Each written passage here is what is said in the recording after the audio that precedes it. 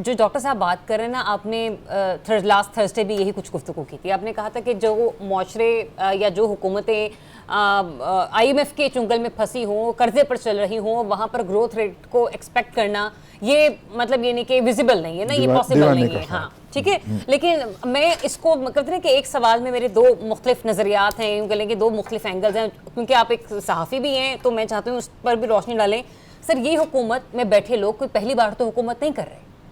एक नजरिए से देखा जाए पहली मर्तबा औरंगजेब साहब पहले कर रहे हैं ना, लेकिन वो जो दावे किए गए थे कि इसहाक डार साहब आएंगे तो ये कर देंगे, वो कर देंगे, फलाना कर देंगे, ढिमकाना कर देंगे, अब नहीं है ना। आए तो सही ना, उन्हें लाया तो गया ना। और यही जो हुकूमत के लोग हैं, यही माजी में हुकूमतें भी कर चुके हैं। और कहते हैं कि गिलास उल्टा करके रख लें, सीधा करके रख लें, पानी जितना है उतना ही नजर आएगा। 2.5 साल से चाहे केयर टेकर का सेगमेंट ले रहे हैं या किसी और मामलात को लेकर चल रहे हैं, यही लोग बैठे हुए हैं। इसके बावजूद इनसे टारगेट अचीव नहीं हुए, उसकी जस्टिफिकेशन क्या होगी? देखिए, एक तो ये है कि टारगेट बड़े लॉफ्टी रखे जाते हैं, अचीवेबल, और इसके बारे में ये मिनिस्टर साहब भी कह चुके हैं, इनसे पहले इसहाक डार साहब भी कहते थे कि हम इंतज़ामिया को ज़्यादा टारगेट्स देते हैं ताकि कुछ ना कुछ तो वो अचीव करें। एक बात, जिस बात के ऊपर हमारा फोकस होना चाहिए वो ये है कि पिछले बजट में हमें बताया गया कि हम ताजर दोस्त स्कीम ला रहे हैं और उस स्कीम में सैकड़ों अरब रुपया इकट्ठा होगा। सही। और ताजर दोस्त स्कीम के साहब जो उसके जो मदारुल महाम बने, जो उसका फेस बने, वो नईम मीर साहब थे। और नईम मीर साहब इस वक्त पाकिस्तान से गायब है, ठीक है, वो पाकिस्तान में नहीं है, वो कहीं बाहर पाए जा रहे हैं। और ताजर दोस्त स्कीम के तहत चंद करोड़ में 30 करोड़ या 28 करोड़ रुपए इकट्ठे हो सके हैं और कुछ नहीं हुआ। ये जो सबसे ज्यादा लिक्विड इस वक्त हमारे मुल्क के अंदर कम्युनिटी एग्जिस्ट करती है, वो ताजर लोग हैं, ट्रेडर्स हैं। और उन ट्रेडर्स को टैक्स नेट के अंदर पूरी तरह ना ला सकना, मैं पूरी तरह की बात कर रहा हूँ, एट सोर्स तो वो कहते हैं कि आप 100% टैक्स ले लीजिए, बस हमारी दुकान का थड़ा ना चढ़िए या हमारे दफ्तर के अंदर तशरीफ ना लाइए।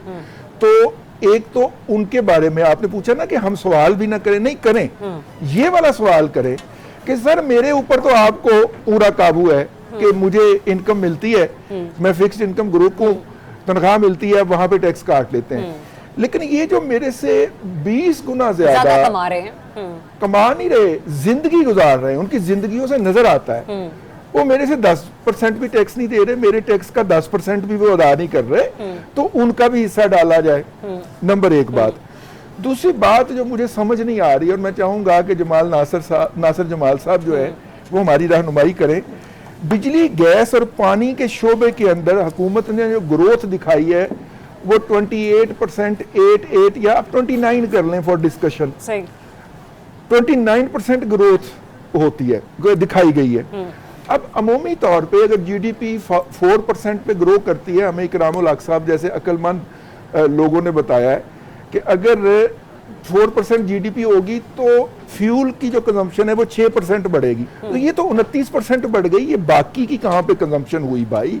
बिजली, गैस जो उसकी ग्रोथ में इजाफा हुआ ना, तो वो बाकी की ग्रोथ कहाँ पे बढ़ी है, हम ये जानना चाह रहे हैं। और अगर ये अभी नजर नहीं आ रही हमें, इसके हवाले से तो हमारा GDP ग्रोथ डबल रेट में होना चाहिए, डबल डिजिट में होना चाहिए, और ये तकरीबन 2.5% पे सिसक रहा है और इससे भी नीचे जाने के खदशात हैं। तो ये कंजम्पशन कहाँ गई? दूसरा सवाल हमें ये पूछना चाहिए मौजूदा हुकूमत के मालियाती वो जो है। अच्छा, ऐसा नहीं है कि बिल्कुल ही हम कहें कि कोई टारगेट अचीव नहीं हुआ, कुछ टारगेट पास भी हुए हैं। जो मेरे लिए जाती तौर पे बड़ा सिग्निफिकेंट और खतरे का निशान है वो ये है कि हमारा रियल स्टेट सेक्टर का ग्रोथ जो है वो टारगेट से मार्जिनली हाई है। अच्छा। अब हमारे यहाँ रियल स्टेट का मतलब आपको पता है, वो टैक्स अवेजन उसके अंदर आ जाती है, मनी लॉन्ड्रिंग आ जाती है, बहुत सारी चीजें हैं ना उसके अंदर।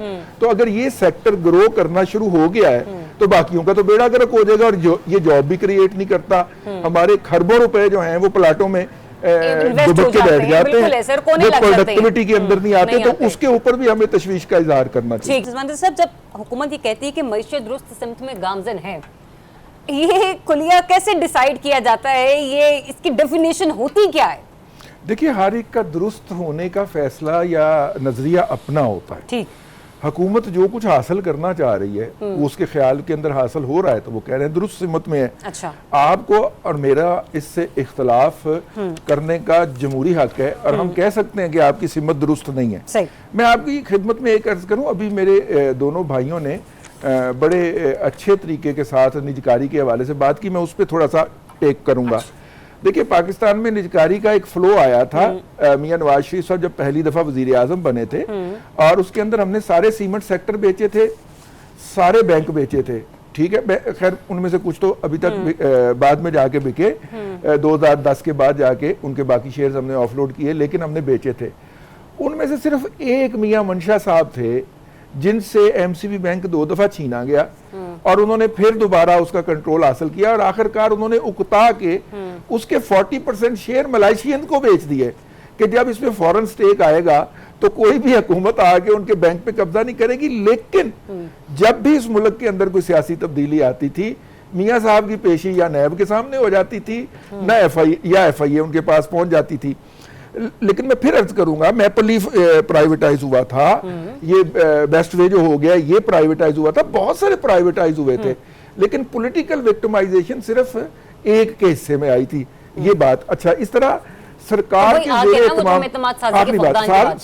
जेरे सरकार के जेरे इंतजाम चलने वाले घी के और शुगर के तमाम फैक्ट्रियां बेची गई थी, किसी के ऊपर आज तक क्वेश्चन नहीं है। तो अगर हम पॉलिटिसाइजेशन खत्म कर दें इस निजकारी के प्रोसेस की, तो ये अब भी मुमकिन है कि हम loss making entities including Pakistan railway and discourse उनको प्राइवेटाइज कर सकते हैं। रिलीफ मिल रहा है कल आने वाले बजट में कोई?